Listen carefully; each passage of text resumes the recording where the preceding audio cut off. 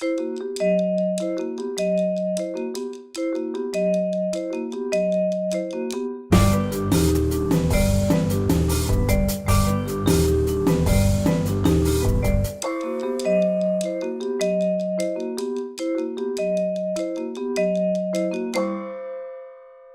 e signori, buonasera. Welcome to New York University, Casa Italiana, Zerilli-Marimò. I'm very glad to see this massive participation of people. We have about 40 people in the library on the second floor, and I thank them for being up there. And I want to remind them that they will also be able to participate in the Q&A that will follow the screening of the film. They might want to give it a try and come downstairs in case somebody leaves, but they will be connected audio-visually with everything that happens here in the auditorium. So thank you for being here. As you know, immigration is probably one of the key issues of this century, both as an issue and both in the way in which it is used as an issue, or it has become an emergency. And we are delighted to have a documentary produced and directed by two Italian filmmakers. They're going to be with us at the end of the screening for a Q&A. And Lorena Luciano and Filippo Piscopo, I'll introduce them very briefly before the Q&A. And with them in the discussion, moderating and animating the discussion, is going to be Professor David Forgacs, who is the chair of the Department of Italian Studies here at New York University, and among other things, an expert in documentaries. Enjoy the screening, and I will see you immediately after for the Q&A. Thank you.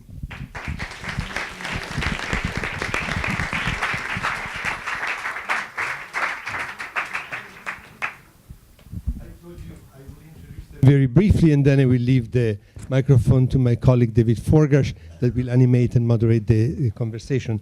Lorena Luciano and Filippo Piscopo are filmmakers and documentarians. They're originally from Milan, both of them. They're married in life, and they're partners in filmmaking.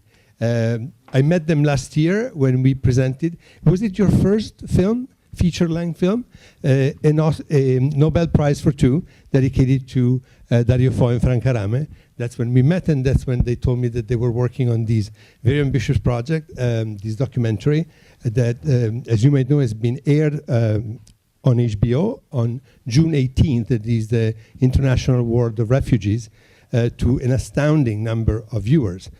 Consider the topic, the fact that it's a documentary, and so on and so forth. To discuss with them, I invited my colleague, David Forgacs, who is the chair of the Department of Italian Studies here at New York University. He's professor of contemporary Italian studies. His interests include, but are not limited to, documentary, films, cultural history, history of ideas. He wrote extensively on Gramsci and many other topics. And tonight, he's going to interview Filippo and Lorena. Thank you very much.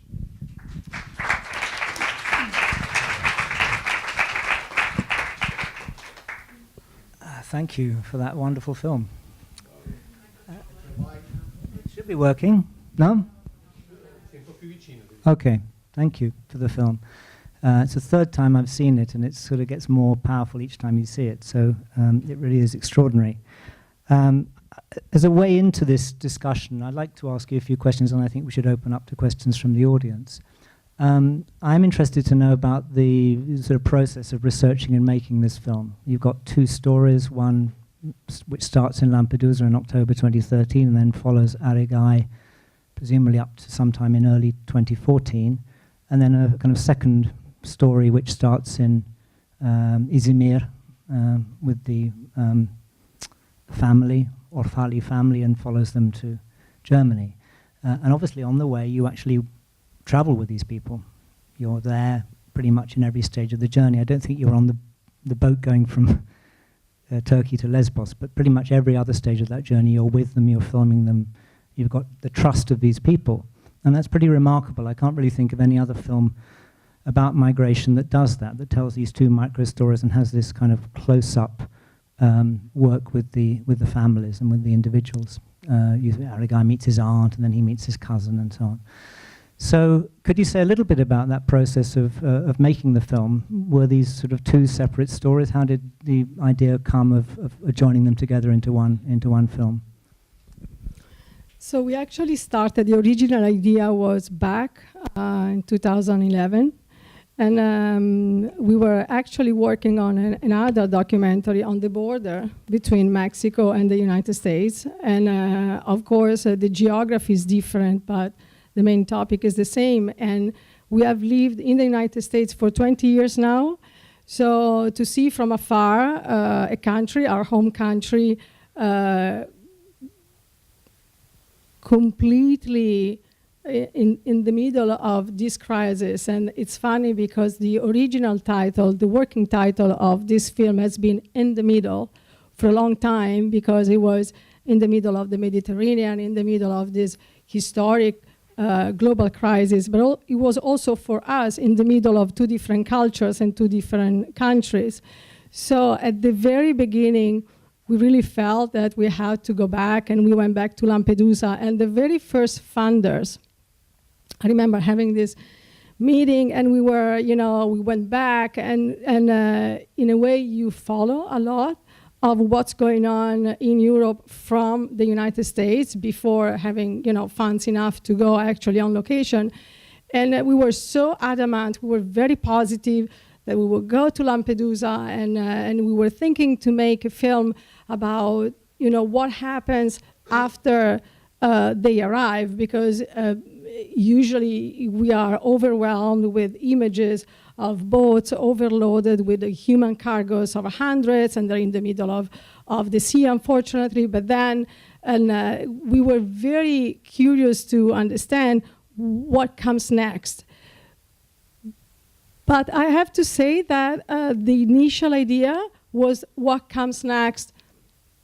In Lampedusa, we were thinking of that kind of microcosm, and we went there, and we stayed there 2 months, and we realized that pretty soon, after a few weeks, that was now, we couldn't make that film, because the crisis was way beyond the island. It was way beyond the news of people arriving and the shores and the politicians arriving. So we were very motivated to tell the big picture. And of course, when you have to talk about the big picture as filmmakers, you need, to do it through stories. And so Filippo can talk about Aregai being the cinematographer. So of course, from a story that you want to tell to a finished film, there's an ocean in between. And the truth of the matter was, we needed to look for the stories that were representative of what was happening in southern Italy and in Europe in general. But I think the peak of the crisis in a way was 2013, when so we started in 2011, and then we follow through doing research and meeting people, which is really important. You don't start with the character right away. You have to go and meet people and figure out what's the situation. Meeting people was very important, because on one side you met the refugees or the asylum seekers. On the other hand, you met the locals living in Lampedusa impacted by this migration phenomenon. And then you meet the mayors, and then you meet, all the people, all the players of the crisis that are many. And in order we realized that in order to give a complete picture of the situation, we need to include all those players. In 2013, when the major shipwreck happens, only half a mile from Lampedusa, we travel right away, because we understand that this is the ground zero of the story. And the situation was so tragic and so dramatic that it was very difficult at the beginning, because many TV crews landed on the island. All the family members of the people who perished in the shipwreck, they all came from Europe and from all over the world, because they saw the news on television and they didn't know what happened to their loved ones. So you imagine hundreds of people, flocking into the island.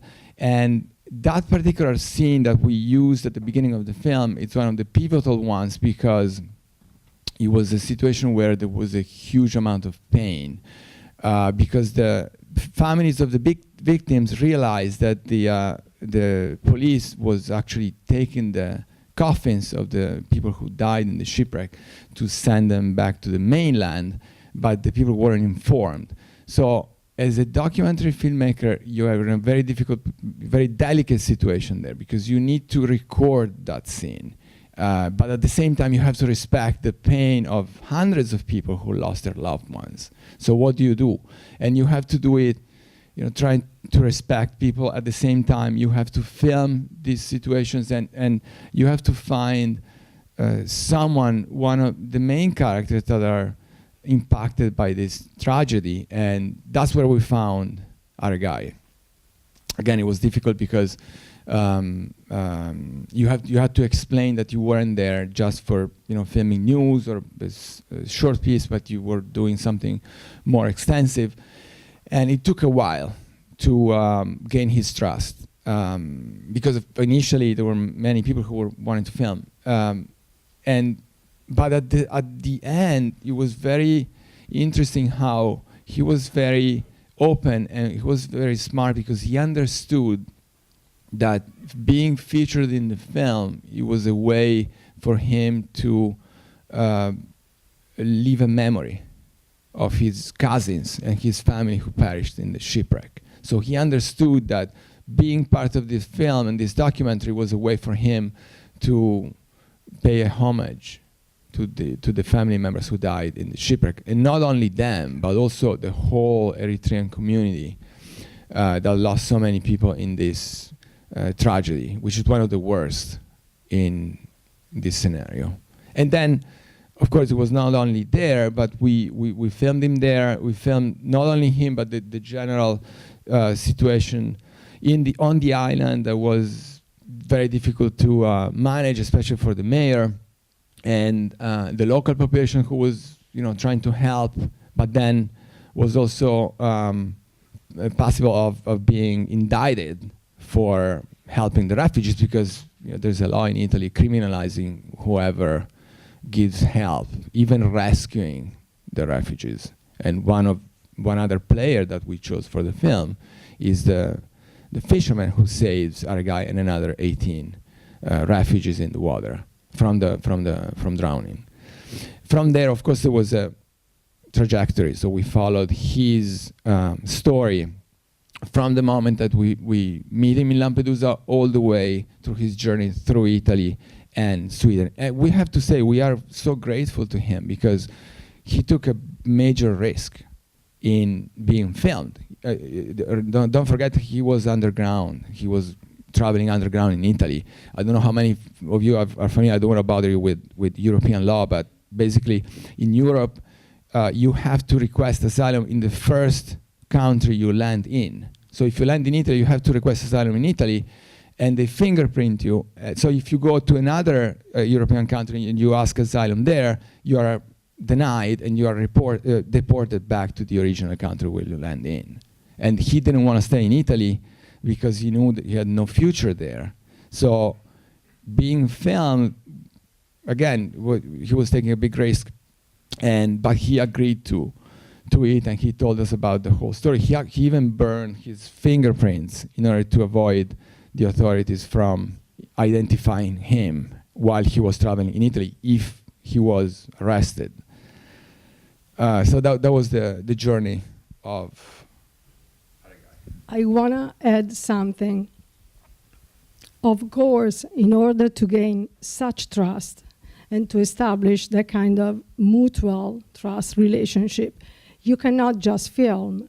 So what you do is that the fact that you are physically there with them in every situation, if it rains, if it's terribly hot, if there is nothing to eat, you can, go to the bathroom or drink, you really have that sense of respect that you are with these people, and they're going through a very difficult situation. Of course, English played an important role with Aregai, because many of them didn't speak English. He did, and this helped tremendously, because it was months in Lampedusa. Of course, in the editing, everything, shrinks down to a little portion, but in those months, he would go back and forth, and he was kind of a leader because he would speak English. And in a way, us as the filmmakers, we could also be the other voice. They go back and they are in the detention center, and they talk about the tragedy, and the conditions were horrible because it was pouring, and if it was not pouring rain, when it gets hot, the entire facility is containers of metal, so it can be 100 degrees, and the kind of heat, and they sleep in 24, 25, 30 people in a very small area. So the fact that, in a way, we are there, you develop trust, and you really develop a relationship. And also, for your characters, you also become, a way to have a contact with the world out there. I would like to ask a bit more about the other story, the Syrians. Although before we leave the Italian story, I think it's very interesting that you didn't just take Lampedusa and Aregai, you went to Calabria, you went to 3 places, you spoke to Mimmo Lucano in Riace, who, as you may know, was then a few months ago put under house arrest and had really his role taken away by Salvini, but that's another story. You went to Falerna, and you went to the camp at Sant'Anna di Crotone, and so you're filling in quite a lot of what's happening. And of course, you went to those rallies in Rome to see the election campaign in 2013. So you get a very good context around that one story. But on the Syrian story, I think what comes across to me most powerfully is that how much of migration is about families and family reunification. And I think in the film, one of the things that most impressed me is the way that you show that through the family member who shows them photographs and video of their house destroyed by a rocket in Damascus, the phone calls with the brother who's already in Germany, the person who tells them it's too risky to take the boat. All the time they're connecting using these media with family members either back home or where they're trying to get to. And it's very, very moving, I think, to see this beautiful family with these extraordinary children, and that woman, the 27-year-old mother of 4 children with that amazing sort of face, almost like a Renaissance painting, moving through all these very hard conditions and trying to sort of keep the children happy while they're obviously very, very anxious about what's going on. So that family story is very, very powerful, I think. And I wanted just to ask you how you managed to get the trust. How did you find that family? And how did you manage to get the trust to show them in these very intimate moments? Also speaking Arabic, because I'm not sure, you must have had a translator to know what they were saying. So how was that actually done? So actually, our connection to the family, Doa and Wael, they were stranded in Turkey because of the weather and because of because there were no boats, no more boats. As you know, once they have the boats, they arrive to destination. This being Lesbos or Greece or Italy is the same situation, and then the boats are destroyed. So usually there are waves where they have to buy physically the motor, and this is the smugglers. So they were stranded in Turkey, and at that point we had filmed, a part of the documentary for 3 years, and through the several connections, of course, also with the United Nations, and an officer at the United Nations put us in contact with Sara Bergamaschi, who is the associate producer and is a woman who had helped Wael's brother, Taher, that we see at the end, months before to, escape Syria and get all the way to Europe. So we arrive in Turkey, and they, at the very beginning, they were so frustrated. And the fact that we were there, we have 2 kids, and it was very strong because the connection was very strong because they had 4 kids, and we have 2 kids that we left home safe. And language was a big barrier, but in a way, you see their kids and they become, you help when they need help. And you do something when it becomes so natural. You're just there, and you have the camera on, and you have the camera off, and it really becomes such a routine to be in small quarters all together that it has allowed this incredible story to be portrayed for what it is. And the main idea was, this was 2015. It was the peak of the crisis. We have traveled on foot with more than a million refugees. So from the emotional point of view, it's extremely, the toll is great because it's not only emotionally, also physically. I mean, you never stop. They can't stop because they don't have the money. Once they took the boat and arrive in Greece, it's all the way to Germany. You can't stop. They have no money left, so they have to use that unofficial human corridor to march all the way to destination. And for us, we had the equipment. We had with us on and off, some helpers, translators, a fixer, whatever you find on the road. And actually, we had a big problem because you couldn't stop and download for the filmmakers around here. You can't download the footage. You can't recharge batteries. You lost the microphones. We lost the tripod. I mean, it's a constant going in and out, your role as a filmmaker and being a human person surrounded by so much suffering on one side. But on the other side, the amount of pride and strength that surrounds you, it's so inspiring that it really shapes the way you edit once you come back. And so when you mentioned that Doa is this beautiful woman and the children are beautiful, they really are beautiful because they didn't want to look, not only them, the people you travel with, they don't want to look dirty, and because they're so proud. They are, and we have to remember that those who can live usually are middle class because they are the ones who can sell, very easily whatever they have to pay the smugglers. But this sense of strength and resiliency is really inspiring. So it keeps you going and experiencing only part of what they really experience.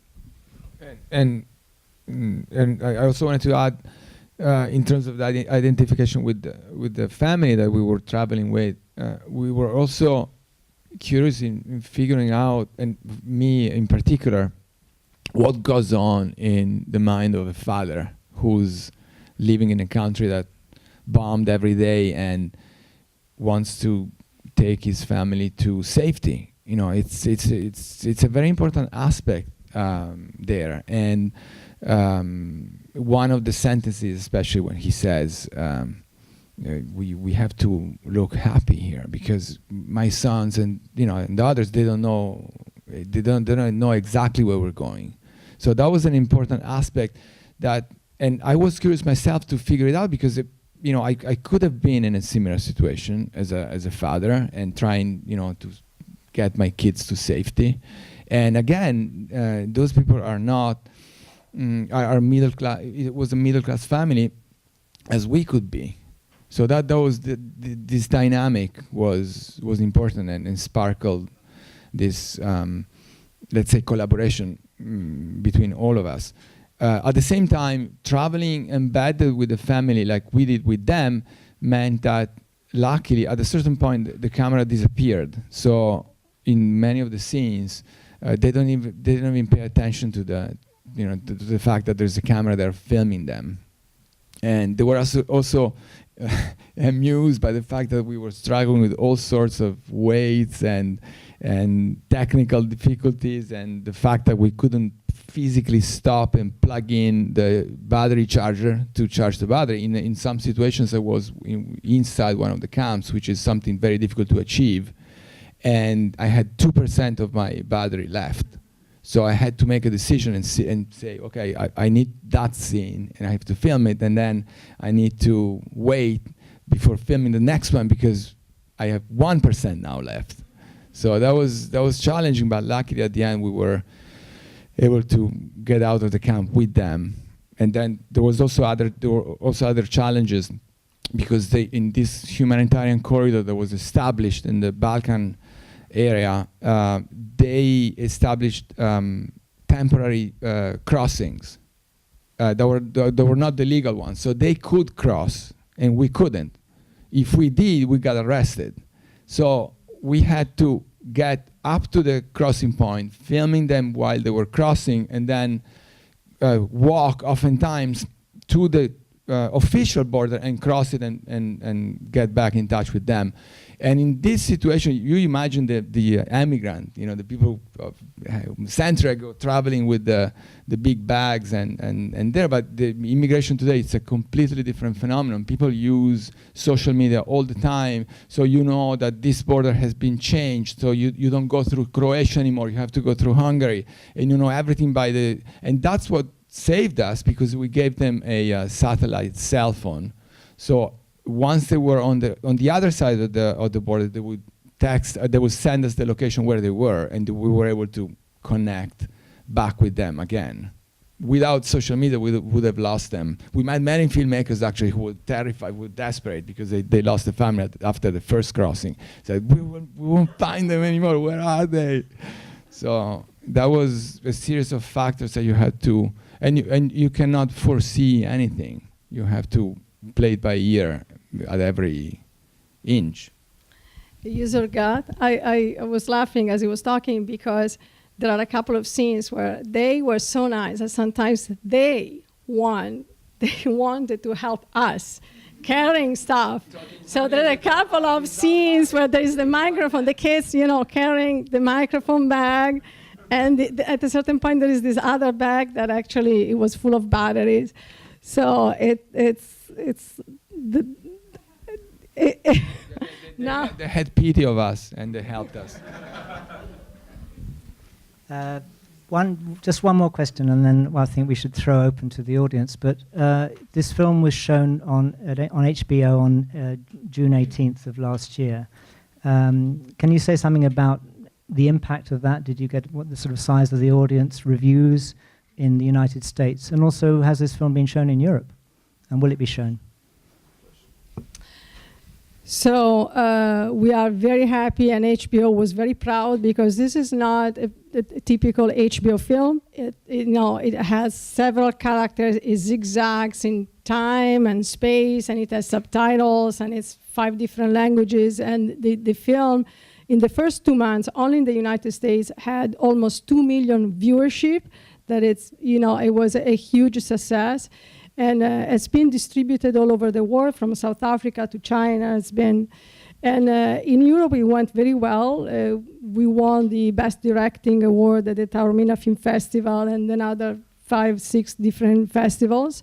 And now we have been shortlisted for the Italian Oscars, that it's the David Di Donatello. So we're very proud, because as we all know, the political situation in Italy is not definitely in favor of refugees, asylum seekers, and migrants. And we were able to show in different occasions the film at the European Parliament for different sessions regarding the EU's legislation in terms of open ports and migration. Now, I think that the way you measure the impact of a film is in the long term, of course, not only one film, but many different voices in the arts can impact legislation. In the short term, it impacts the level of engagement and awareness that every day people have. So this happened to me. I was we got an award 2 months ago, and there was this, very famous person in the entertainment, and very often they come to you and they say, "It's a beautiful film. That's great. It's out there, and." I don't really follow politics. I really don't know about the migration situation. And usually Filippo touches me to say, don't say anything. And so sometimes I don't say anything, but lately I really can't, because, come on. It's not a matter of being left or right, black and white, but the awareness of these historical times, this being the environment, this being immigration. Come on, it's not a matter of not being political. So the impact of a film is really to push everybody, every day, first of all, to say something, to speak up, to take a stand, because today is immigration, yesterday it was immigration, tomorrow will be immigration. This is a problem here to stay. So immigration is the issue that impacts the election the most. So this means that now everybody's talking about immigration. The closer we get to the election, this being in the United States or in Europe as well, and the less, political representatives will really talk about a real migration policy. There is no migration policy in place in the United States, in Europe, or in the single EU countries. There is only an emergency political approach. And unfortunately, emergency after emergency, here we are with all these populist governments that close the ports instead of save lives. So the impact of the film is that, choose to save lives, speak up, and open ports, and stop with. Thank you.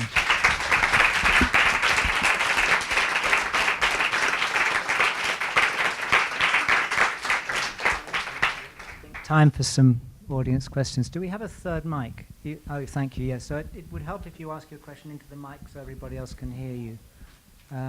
Anybody like to put their hand up? Yes, some back.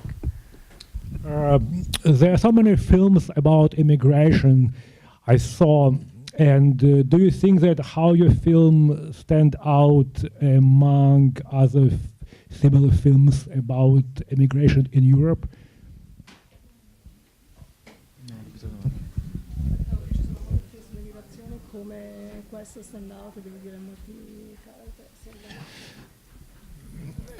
One aspect I think that makes our film stand out is the fact that we're not focusing on one character or one player.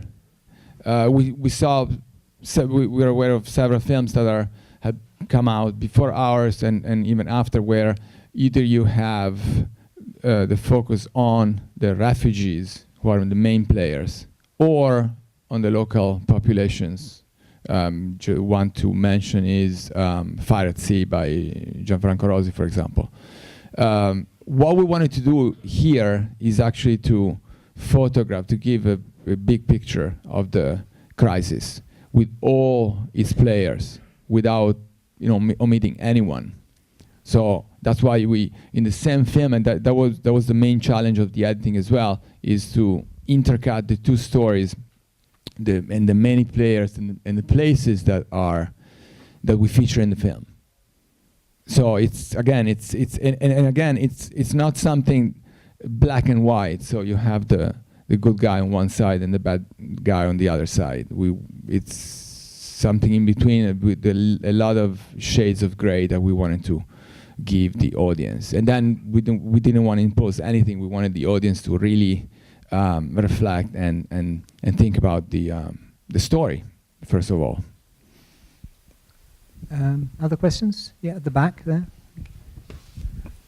Hi, thank you so much for this film and for coming and talking to us about it. It was really spectacular. I'm a master's student here in Italian studies, and I'm actually interested in your interviewing with Italians in the film, that we saw in the film, about them, like there was some people in some rallies and things like that, and how did you approach them, and what was it like talking with them? Because I always think it's so amazing to have these kind of conversations in spaces where, I don't want to say we all kind of agree, but sometimes we all agree, and I'm interested in how we're having these conversations with people who quote unquote disagree. Not that it's just a simply binary issue, but if you could talk more about that process.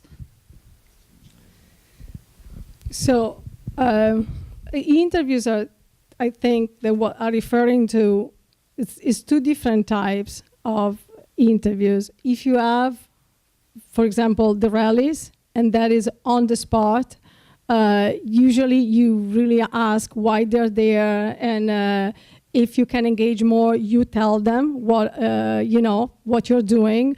And I think that the key to have the best bites and to have the best answers and the real selves of people is to be truly curious. And frankly, we were.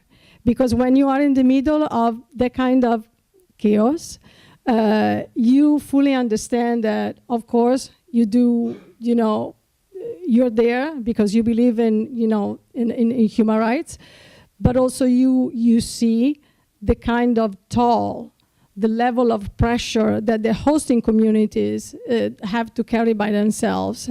So really you ask questions very often, not only the same questions, very often you look around and you ask questions that are extremely specific and pertinent to the situation, what has just happened or has happened maybe a week before, so they do understand that you know where you are and you're not there by chance. And you engage. Often you engage in a conversation that they perfectly know that you are on the other side, but it's a conversation, so it's important to get that level of being at the same level. Nobody is right or wrong, but to have the conversation for sure sparkles many of the great bites that we were able to capture. It's a completely different story when you do the interview like the one that is with Aregai, with the black backdrop, and that was, we were really, we stayed 3 days. It was such a long process because it was very emotional.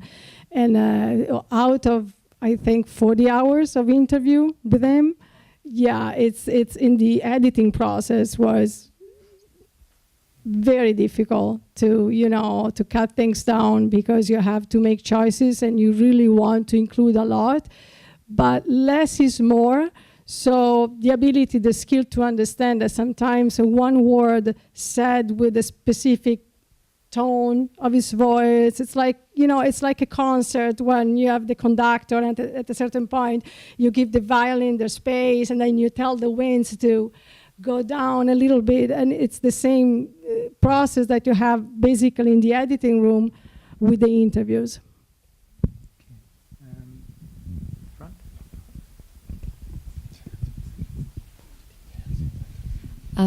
I have a series of questions, but I will focus only on one. I remember this when the first wave of immigration, I'm Italian, I live in the United States, and when I first heard what was happening in Italy or in Europe, but especially in Italy, I was like, oh, the media, this is not going to be taken seriously, or it's just an exaggeration, or it's just a one-off accident that happened there. And then I went home for the summer, and I did really see how actually things really were. They were much, much worse than we were reported here in the United States. And this was 2013 when this all became. So my point is, having you witnessed the family in Turkey and the Italians in Lampedusa, the Eritreans in Lampedusa, having gone through this journey with them, having seen where they ended up, you've basically lived this experience for what, like 5, 6, 7, 8 years now, I would imagine, right? Since you started this. And you were trying to create awareness with this movie of what's really going on. And you probably made your opinion, you learned what it is, what they're going through. If you present this movie on a European community, or on a politician, or no, European Parliament, sorry, or any politician, they would ask you, since you have this experience, what is the solution? And I know this is $1 million question, but what would you say would a solution be to this problem? If there's, I know there's not one, but what would be the first thing that you would say the politicians should do or governments should do? It is $1 million question, and frankly, 2 million. But frankly, I don't know the solution. What I know is that closing the ports and letting people die in the middle of the sea is not a solution. So it's not my job. I'm not an expert, a politician. I'm not an economist. We need synergy.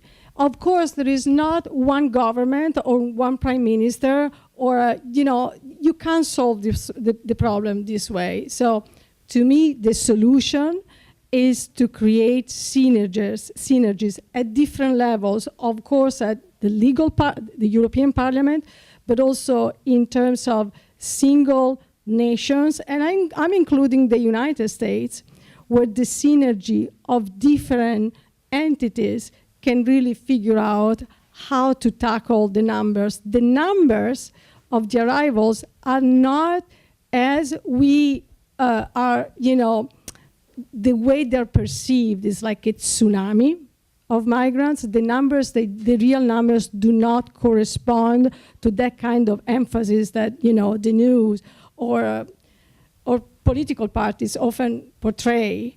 So More or less? They're less. Ah. I mean, it depends, because they're less if you see the statistics. In 10 years, there has been this wave, and in the past few years, the numbers are less. The arrivals are less because they have closed all, they made deals with Libya.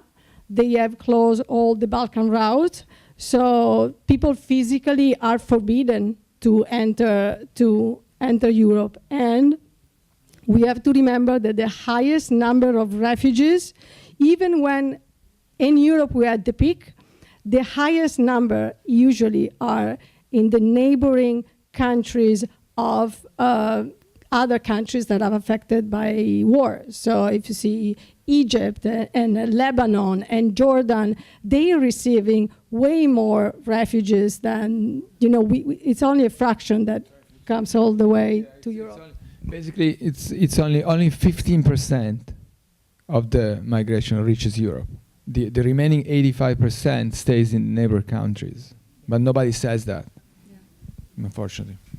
I just want to add, sorry, since we have to get political at some point here, but I think one thing to say is that, of course, the situation has got a lot worse since 2013 and 2015, and the irony is that the numbers are falling because of these closing the borders, the deal that Turkey did with the EU, the Miniti and the Italian decision to sort of outsource the control of this to the Libyan coast guards and to take people back. So fewer migrants are coming through. I mean, 1 million people migrated to Europe in 2015, right? The numbers have gone down. But a consequence of that panic in 2015 is it moved the whole of Europe to the right, right? It produced Brexit in 2016 in Britain. It was one of the factors that brought Donald Trump to power at the end of 2016. It strengthened the right in Hungary. It brought a right-wing victory in Austria. Right? It brought Salvini effectively, because he's the really powerful figure to power in Italy. So in a way, what you've captured there is, it was bad enough then, but it seems almost a kind of golden moment now compared to what we're living through at the moment. And I think that has to be said. And of course you can't tell politicians that because they're worried about their voting base. They're never going to open borders. They're never going to make it easier for migrants to come in. They're going to close those borders even more because that's what they're worried about. So, I had to make that speech because it's part of what's going on around this film. It's definitely true. And I just wanted to add very quickly the fact that the politicians are ballooning the numbers, and the media as well makes it that the only political move politicians make is the one in order to gain votes and inflating those numbers. But nobody is actually putting the effort, and you should forward your questions to them, to actually work on an effective legislation on how to tackle this migration problem.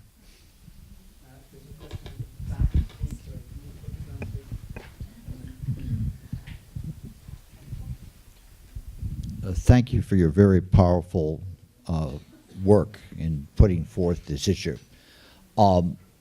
I wanted to sort of follow up on what was just said.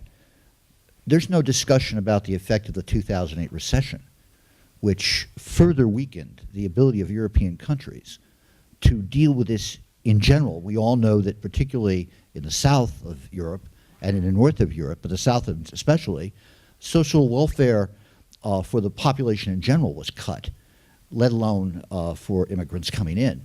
And the issue of the exploitation of this, I'm sort of curious, if you were doing a film about Mexico and the United States, what do you see, how can we communicate to the xenophobic people? Because if one looks at every single country you've discussed there, one can point out the growth of political movements in the past 10 to 15 years, as just was mentioned, that have responded and used this as a weapon to gain power. So how can we counter that?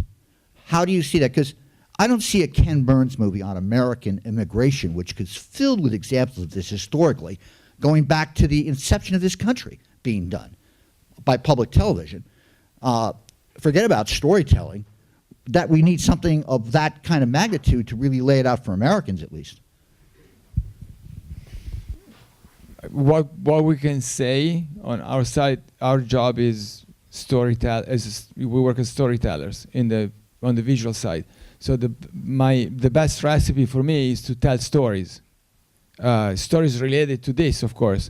But one of the most incredible comments and satisfying comments we had after many screenings in Europe, especially, was from people who were on the other side politically and came to us. We were shocked. Came to us and said, I usually see those situations from afar and from the outside, but this is the first time I see real people on the screen. This is the first time. So on our side, the only way is to tell stories, not to, put debate on the table or, having people fight politically between each other on television. You tell a human story of people who are going towards or through difficulties or hardships, as these people do. So that's, in my opinion, this is the best way to gather people and to make a sparkle debate and have people talk about the situation and possibly trickle this into the legislative process and push legislators to do what they should do. Because there's no will, right? There is no will, not in the US and neither in Europe, to really tackle this problem right now. Because you don't get votes if you do. I think since people are leaving, we probably need to take maybe one more question and then we need to conclude. Is somebody waiting to? Oh yes, can you just speak into the microphone, okay. please? Thank you.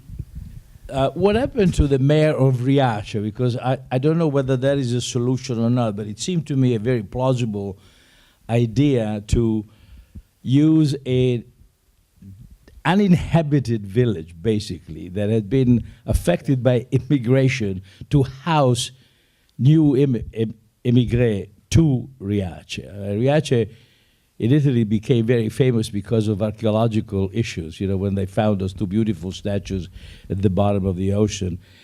And then they disappeared. They went to Reggio Calabria, I think, and so on. But the village was practically dead.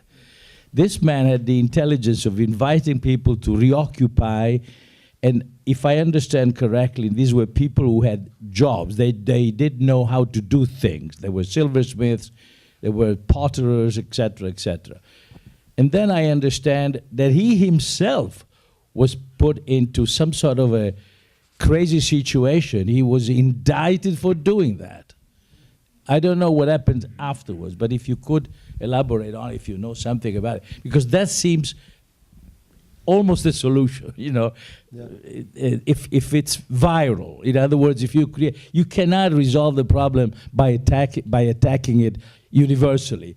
But if you create spots here and there that they can become model and be imitated, then maybe we will find a solution. So Riace is a very unique situation and experiment, very small town, very poor, in one of the poorest region of southern Italy and the poorest of Calabria. So what we have to say that usually is not said, and we love Lucano and we love Riace, but the sustainability, it didn't only come from the jobs that he created, because that is, it's a poor region, so it's not easy that you have 20 euros to buy the beautiful paint that is for the tourists. The truth is that the level of sustainability is because you create a system where they have reopened the school, for example. So you have the teachers, and you have the people who cook for the school, and you have the people who keep the school open, or you have all the translators and the cultural mediators. So we have to remember that when Italy usually barks against the European Union because we are the only ones who, have to take in the migrants, we forget that the European Union is paying all the border countries, and Italy as a first, with 300 billion euros per year that are destined to, tackle with an emergency kind of approach the arrivals.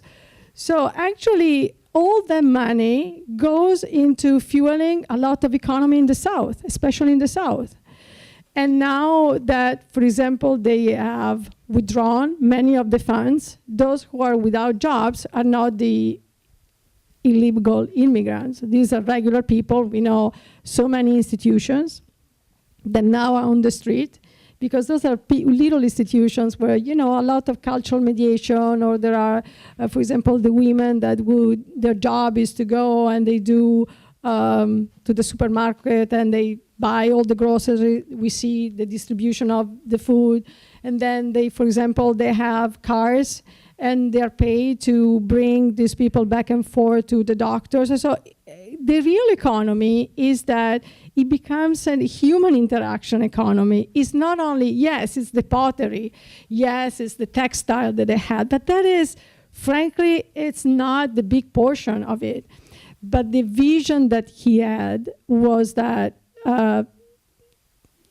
basically you are creating jobs in areas where there are no jobs anymore, no whatsoever, and through accoglienza. And all the people that, when Luciano was arrested and the experiment was shut down, all the people that we see in the film, many of them lost their jobs, so they're out of work right now. And of course, in a political situation like this one, I don't want to switch to political either, but it's important to say you have to have a surgical approach. So you have to kill the experiment that works. So he didn't do anything else but punishing Luciano, who was one of the few who was actually trying something different. Successful or not entirely successful, it's another question. But he was surgical in this, as in other situations. Can I just add, if people don't know this story, that it was on very recent, October 2nd of last year, so just a few months ago, that Luciano was placed under house arrest. And what he was accused of doing was misallocating public funds. Abetting illegal immigration. Abetting illegal immigration, because what he'd done is, in one case, he was accused of having arranged a marriage for an immigrant in order to give her a permesso di soggiorno, a residence permit. In other case, he had favoritism in getting contracts for garbage collection. So Salvini proudly said when he was put under house arrest, finally we've got him, because he's been, it's unacceptable that a mayor can misuse public funds in this way. He's now no longer in house arrest, but he's been removed from the office of mayor, and as Filippo was saying, these migrants have had to leave now, because the whole experiment's fallen apart. Yeah. But then there's also another universe, which is not the tip of the iceberg, like Luciano, where we witnessed it when we traveled through the southern Italy, making the film, where the funds that get to local organizations are managed by the Italian FEMA version of FEMA, and oftentimes those funds were given to organizations that did horticulture until the previous week. So people who didn't have any experience with immigration. This is the inconsistency that should be targeted in theory. I think we should probably end it there. Thank you so much for showing us that film. I hope it wins the David di Donatello. It should do.